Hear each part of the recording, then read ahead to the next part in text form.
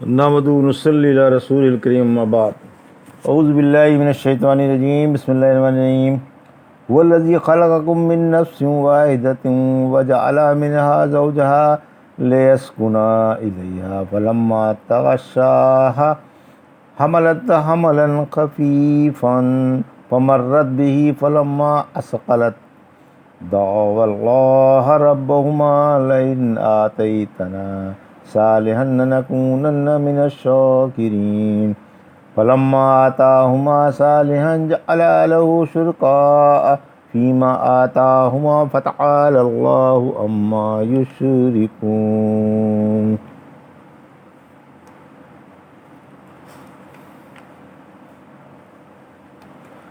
ایشرکون ما یخلق شیئا وهم یخلقون ولا یستطیعون لهم نصرا ولا انفسهم ینصرون۔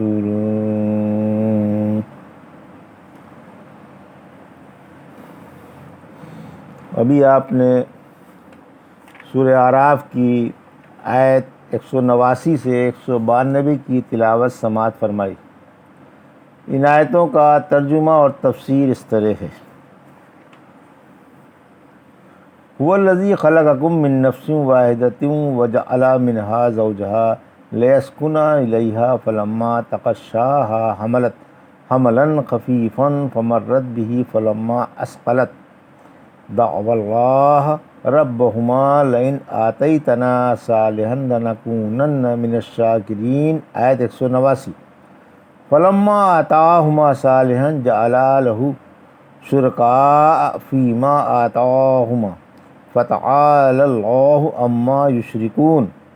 آیت 190۔ ترجمہ: اسی نے ایک شخص سے تم کو پیدا کیا اور اسی سے اس کا جوڑا بنایا تاکہ وہ اس سے مانوس ہو جائے۔ پھر جب شوہر نے بیوی سے صحبت کی تو اسے ہلکا سا حمل رہ گیا جسے لے کر وہ چلتی پھرتی رہی۔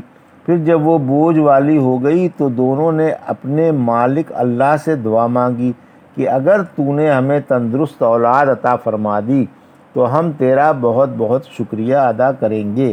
پھر جب اللہ نے انہیں تندرست اولاد دے دی تو دونوں اللہ کی دی ہوئی چیز میں اللہ کے شریک بنانے لگے، سو اللہ ان کے شرک سے بلند ہے۔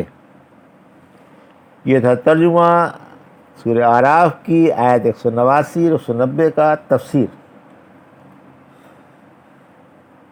تمام انسان آدم علیہ السلام ہی کی اولاد ہیں۔ دنیا کے تمام انسان آدم علیہ السلام ہی سے پیدا کیے گئے، یہاں تک کہ آدم علیہ السلام کی رفیقہ حیات بھی آپ ہی کے جسم سے پیدا ہوئیں۔ پھر آدم و حوا سے دنیا کے انسان بلا واسطہ اور بے واسطہ پیدا ہوئے۔ سورہ نساء کی آیت 1 میں فرمایا: لوگو تم اپنے اس رب سے ڈرو جس نے تم کو ایک جان سے پیدا کیا اور اسی سے اس کا جوڑا بنایا۔ سورہ حجرات کی آیت 13 میں فرمایا: لوگو ہم نے تمہیں ایک مرد اور عورت سے پیدا کیا اور تمہیں متعدد قوموں اور مختلف خاندانوں میں بانٹ دیا تاکہ ایک دوسرے کو پہچان لو۔ یاد رکھو اللہ کے نزدیک وہی سب سے زیادہ بزرگ ہے جو اس سے سب سے زیادہ ڈرنے والا ہے۔ یہاں فرمایا کہ ہم نے انسیت و محبت کے لیے اسی سے اس کا جوڑا بنایا۔ دوسری جگہ فرمایا سورہ روم کی آیت 21 میں: اور اس کی نشانیوں میں ایک یہ بھی نشانی ہے کہ اس نے تمہارے فائدے کے لیے تمہی میں سے جوڑے بنائے تاکہ تم کو ان سے سکون و انسیت حاصل ہو، اور اس نے تم میں یعنی میاں بیوی میں محبت و ہمدردی پیدا کر دی۔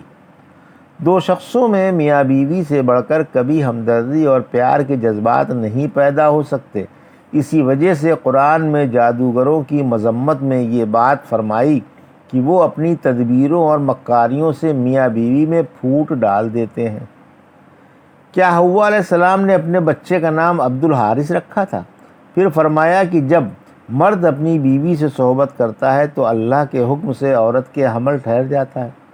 پھر یہ حمل جب تک نطفے، خون اور لوتھڑے کی صورت میں رہتا ہے ہلکا رہتا ہے اور عورت اپنے روزمرہ کے کام کاج میں برابر مصروف رہتی ہے۔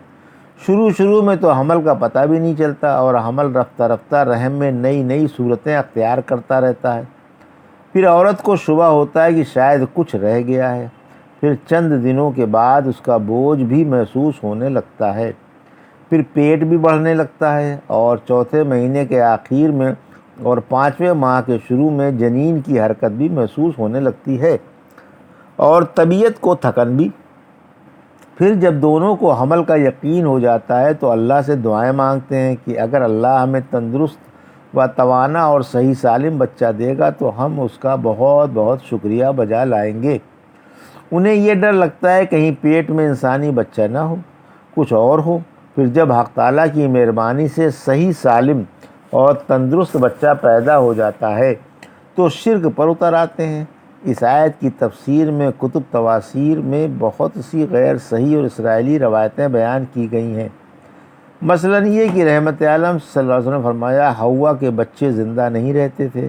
جب ان کے حمل ٹھہر گیا تو ان سے شیطان بولا اگر بچہ ہو تو اس کا نام عبدالحارث رکھنا، تمہارا بچہ زندہ رہے گا۔ چنانچہ انہوں نے شیطان کے بہکانے سے عبدالحارث ہی نام رکھا اور وہ بچہ بھی زندہ رہا۔ ابن عباس فرماتے ہیں حوا کی اولاد ہوتی تھی، آپ ان کے نام عبداللہ عبید اللہ جیسے رکھا کرتی تھیں، پھر وہ بچے مر جاتے تھے۔ ایک دن ان کے پاس شیطان آ کر بولا کہ اگر اپنے بچوں کے یہ نام چھوڑ کر دوسرے نام رکھ لو تو بچے مریں گے نہیں۔ چنانچہ انہوں نے اب کے بچے کا نام عبدالحارث رکھا۔ اسی بارے میں یہ آیت اتری۔ ایک روایت میں ہے کہ ان کے پاس ابلیس آ کر بولا کہ میں وہی ہوں جس نے تمہیں جنت سے نکلوایا تھا، یا تو میری بات مانو اور بچے کا نام عبدالحارث رکھو ورنہ میں بچے کے 12 سنگھے کی طرح سینگ پیدا کر دوں گا جو تمہارا پیٹ پھاڑ دیں گے، اور یہ کروں گا اور وہ کروں گا۔ غرض طرح طرح سے انہیں ڈرانے لگا، مگر انہوں نے اس بات کی پرواہ نہیں کی۔ قدرت کا کرشمہ ملاحظہ ہو کہ بچہ مرا ہوا پیدا ہوا۔ پھر دوسری بار حمل ٹھہرا، پھر حسب سابق شیطان انہیں ڈرانے لگا، مگر اس دفعہ بھی انہوں نے شیطان کی بات ٹھکرا دی، مگر افسوس اس دفعہ بھی مرا ہوا بچہ پیدا ہوا۔ پھر حمل رہ گیا اور شیطان حسب سابق انہیں ڈرانے لگا۔ اس دفعہ ان کے بچے کی محبت غالب آ گئی اور بچے کا نام عبدالحارث رکھ لیا۔ اس آیت میں اسی کا بیان ہے۔ یہ ساری روایتیں غیر صحیح اور اہل کتاب وغیرہ سے ماخوذ ہیں۔ دراصل یہ مشرکوں کے بارے میں ہے، اسی وجہ سے اللہ نے فرمایا کہ ان مشرکوں کے شرک سے حق تعالیٰ بلند و برتر ہے۔ رہا شروع میں آدم علیہ السلام و حوا کا بیان، سو وہ بمنزلہ تمہید کے ہے کہ بنیادی ماں باپوں کا بیان کر کے پھر اصلی ماں باپوں کا بیان کیا گیا اور یہاں انہی کا شرک لایا گیا۔ ایک شخص بیان کر کے اس سے اس کی جنس بھی عموماً مراد لے لی جاتی ہے۔ ایشرکون ما لا یخلق شیئا وهم یخلقون، آیت 191۔ ولا یستطیعون لهم نصرا ولا انفسهم ینصرون، آیت 192۔ ترجمہ: کیا یہ مشرک ایسوں کو شریک بناتے ہیں جو کوئی چیز پیدا نہ کر سکیں اور خود ہی پیدا کیے گئے ہوں، اور وہ ان کی کسی طرح کی مدد بھی نہیں کر سکتے اور نہ خود اپنی ہی مدد کر سکتے ہیں؟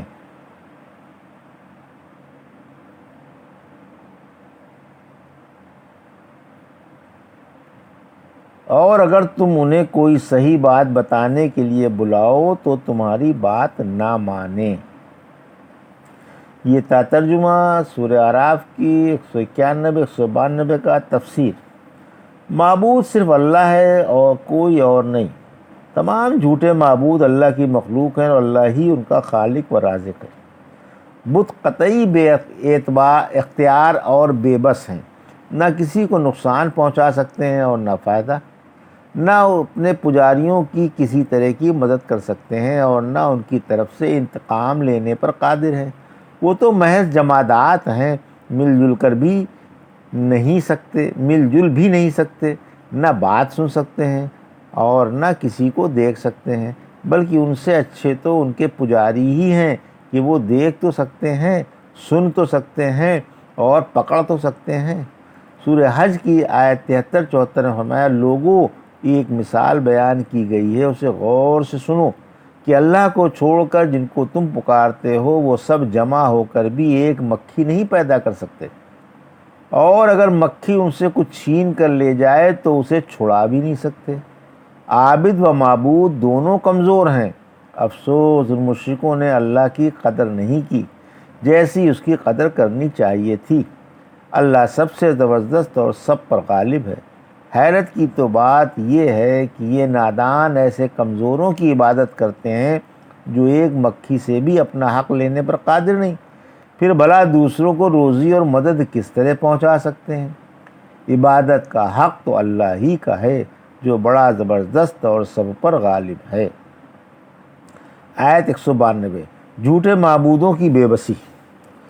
جھوٹے معبود اپنے پجاریوں کی مدد پر بھی قادر نہیں، بلکہ کسی کی برائی سے اپنا بچاؤ بھی نہیں کر سکتے۔ چنانچہ خلیل اللہ نے ان بتوں کے ٹکڑے ٹکڑے کر ڈالے اور ان کی سخت توہین کی، مگر یہ اپنا بچاؤ بھی نہ کر سکے۔ سورہ صافات کی آیت 93-94 میں فرمایا پھر آپ زور سے ان پر ٹوٹ پڑے اور انہیں مارنے لگے، پھر مشرک ان کی طرف جھپٹتے ہوئے آئے۔ سورہ انبیاء کی آیت 58 میں فرمایا پھر آپ نے انہیں ٹکڑے ٹکڑے کر ڈالا باہر سے ایک بڑے بت کے، تاکہ لوگ ان کے پاس دریافت کرنے کے لیے آئیں۔ عہد رسالت میں معاذ بن عمر اور معاذ بن جبل دو جوشیلے نوجوان بت ہی توڑنے میں مصروف رہتے تھے۔ یہ نوجوان راتوں کو نکل جاتے اور مشرکوں کے بت توڑ آتے۔ اگر لکڑی کے بت ہوتے تو ان کی لکڑیاں جمع کر کے کسی بیوہ کے گھر ڈال آتے تاکہ اس بیچاری کا ایندھن بن جائیں اور بتوں کے پجاریوں کو عقل آ جائے۔ معاذ کے باپ عمر بن الجموع کے پاس بھی ایک بت تھا، یہ شخص اپنی قوم کا سردار تھا۔ یہ دونوں مخلص نوجوان چپکے سے رات کو جا کر اسے گندگی میں لتھیڑ کر اوندھا کر آتے تھے۔ عمر رضی اللہ عنہ کو آ کر یہ دردناک منظر دیکھتا اور اسے دھو کر صاف کرتا اور خوشبو ملتا، پھر اس کے پاس تلوار رکھ کر کہتا کہ جس نے تیرے ساتھ یہ برا سلوک کیا ہے اس سے اپنا انتقام لے۔ یہ دوسری رات پھر ایسا ہی کرتے، پھر وہ صبح کو اسے صاف کر کے اس سے انتقام کی درخواست کرتا۔ آخر کار یہ نوجوان ایک رات کو اس بت کو اٹھا کر ایک مرے ہوئے پلے کو اس کے گلے میں باندھ کر محلے کے ایک کنویں میں پھینک آئے۔ جب عمرو نے صبح کو اپنا دیوتا ڈھونڈا تو ایک کنویں میں مرے ہوئے پلے کے ساتھ پڑا ہوا پایا۔ یہ درگت دیکھ کر اس کے دل میں بتوں کی اور بت پرستی کی طرف سے نفرت پیدا ہو گئی، اور بے ساختہ اس کے منہ سے یہ شعر نکلا، اللہ کی قسم اگر تو واقعی اللہ ہوتا تو اس طرح مرے ہوئے پلے کے ساتھ کنویں میں نہ پڑا ہوتا۔